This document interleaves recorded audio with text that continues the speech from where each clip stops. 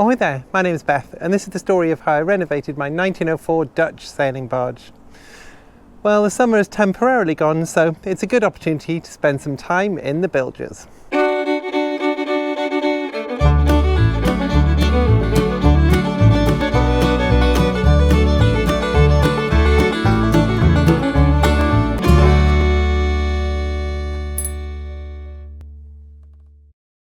Well, this is a sight I don't see too often.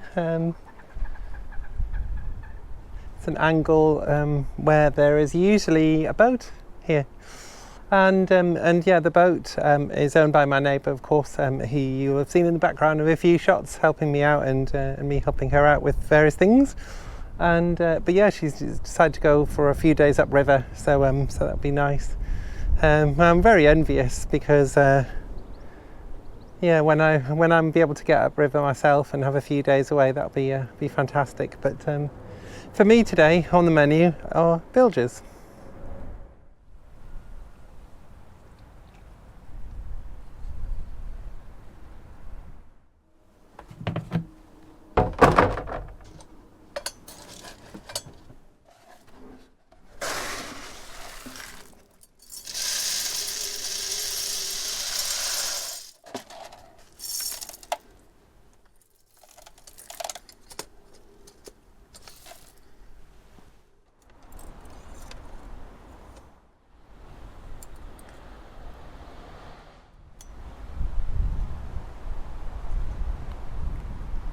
And this little bit of wire is to stop it coming off, because the crows actually pick them up and carry them off.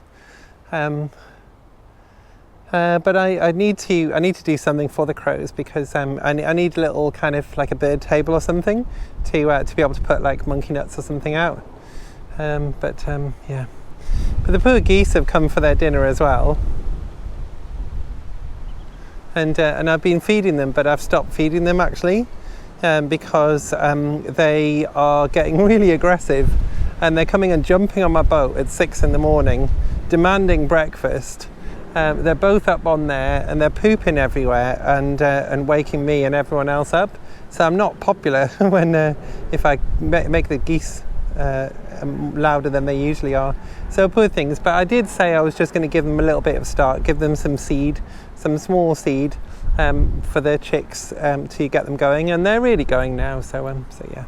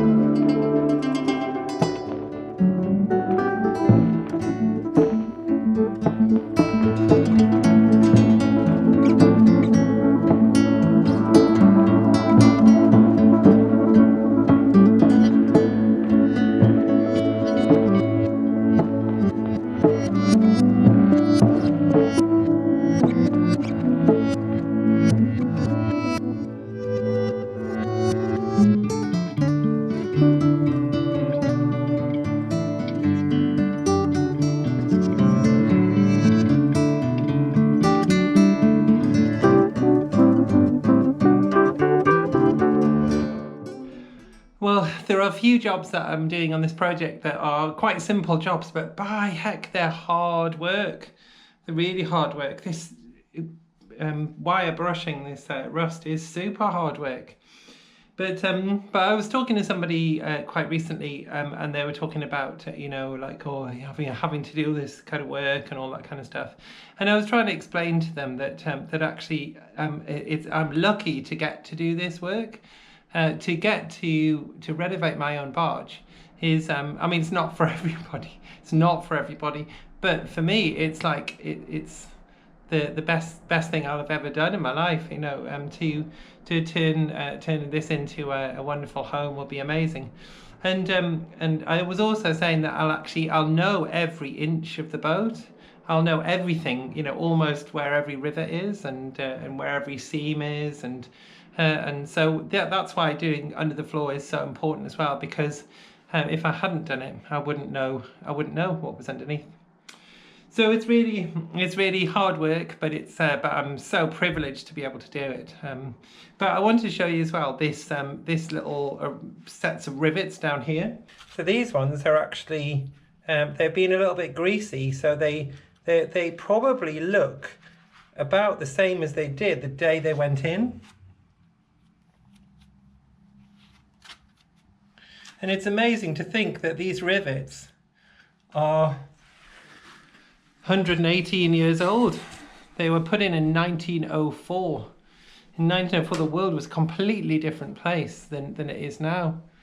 And it's just amazing to think it's actually quite moving. It's quite moving to think of this boat being constructed in a yard over in Ommelanden and in Groningen.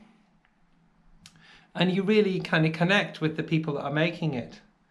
It's wonderful. It's a really great job to be doing. It's bloody hard work though.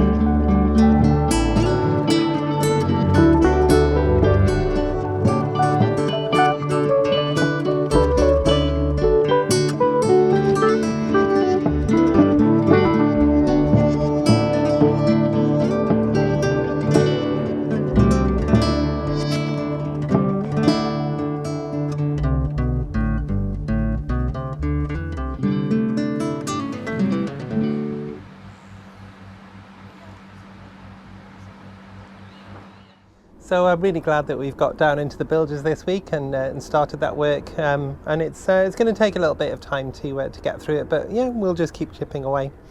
But before I go, I just wanted to show you some really cool things this week, or some really wonderful things. The first thing is I've bought myself some sign painters one-shot paint and some paint brushes. So I really want to paint the name of the boat on the boat. It'll help with deliveries for a start, but I think she'll look right with her name on the bow. Often boats will have the name on the stern, but on the Thames it's generally a requirement to put the name on the bow, and it makes it easier to see. But I'm also going to put the town of registration, if you like. It's not really registration, but I'm going to put Thames and London on the back. So I'm going to start practicing with these sign painters one-shot paints. So it's quite exciting. The next thing is I've had so many people buy me a coffee with the link down below, and it's so generous of you, and I just kind of wanted to do something a little bit more than just kind of saying each week, or thanks to such and such. But I'm going to do that as well. But what I've got is this guest book. So this guest book will live with the paperwork of the boat. So if I ever sell the boat, if somebody drags me off here kicking and screaming, then this book will stay with the log with all the paperwork that goes with the boat. So I have transcribed all of the names and the messages that everyone's left me on Buy Me a Coffee, and so it's a proper kind of record of those things. So so the last time I didn't say thank you because I wanted to do something a bit more special, but I'd like to say thank you now to Carl, to Lawrence, Paula, Steve, Mark, Dave, next page, to Lydia and Keith and Sue. You're all hugely generous, and I thank you so much for your support in the project. And so this book forever now. One final thing I wanted to show you, and this is something very special. I did a little while ago a video about the history of the boat, and it was the history that I'd kind of inferred and researched, and that's in this video if you want to have a watch of that. But some of it was all the documentary paperwork that I had, which is very little. Some of it is kind of supposition and research, and some of it was based on the brand marks which are on the side of the boat, and they relate to registrations or to kind of measurements. It's the beam measurement service, so they were measurements years ago, absolutely years ago. So, but during that history episode, I talked a bit about the history of the boat and where she came from, where she was built. And she was built in a village called New Pekala. I'm sorry about the pronunciation. And I mentioned at the time that I mentioned Frisia, or the Frisian area, and also I showed the Frisian flag. Not realising that was completely incorrect. So the Frisian flag that I was showing was this flag, and the flag I should have been showing was the Ommelanden flag. And the Ommelanden is the area in which Groningen is, and also the village of New Pekala. So the person that actually wrote to me and sent me a letter was a gentleman called Rolf. And Rolf has sent me a wonderful piece of information, a wonderful letter, detailing lots of stuff that I didn't know and really interesting facts. So what I'm going to do, rather than just kind of breeze through that now, I'm actually going to put that together into a little video and do like an update, a history video. So Rolf, thank you so much for taking the time to write to me and correct and thankfully correct my suppositions, my incorrect suppositions. Because he corrected me that this boat, Hope of Velvaart, is not a scoocher, it's a Groninger bowl, and that's the bowl shape, or the bowl shape of the bow. So they're very distinctive boats. So I'm really happy to correct that. But Rolf also asked me if he could send me something as well, and so in the post a little while later, I received a really lovely card and a message on the back. But he also sent me a flag, and this is the flag of Ommelanden. Now it looks quite similar to the Frisian flag, but as I understand now, it is very different. There are a different number of these stylistic lily pads, and the different size and number of stripes as well. So Rolf, it's really moving that you took the time to write to me and also send me this flag. It's absolutely beautiful. I think it's a beautiful flag, and it's going to take pride of place when Hope of Velvaart is dressed overall, when she's got the rest of her flags up. So yes, this will go with the collection of flags that I already have, and those flags I took you through in that video. So yeah, what a wonderful gift, and I'm kind of hoping this doesn't come across as insincere, but when I started doing these videos, I was actually a bit nervous of putting myself out there and sort of being on the internet and things. But the warmth and the generosity of spirit that you've all shown me has been really moving and really wonderful, and I'm so pleased to be able to share this journey with you. So yeah, until next time, take care of yourselves, and I'll see you then.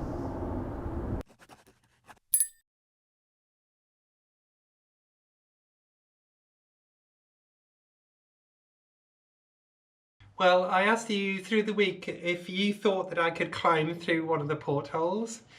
So it is time to find out. Right, I'm going to do this on a single shot so you know I'm not cheating and there's no camera trickery. Okay, you ready?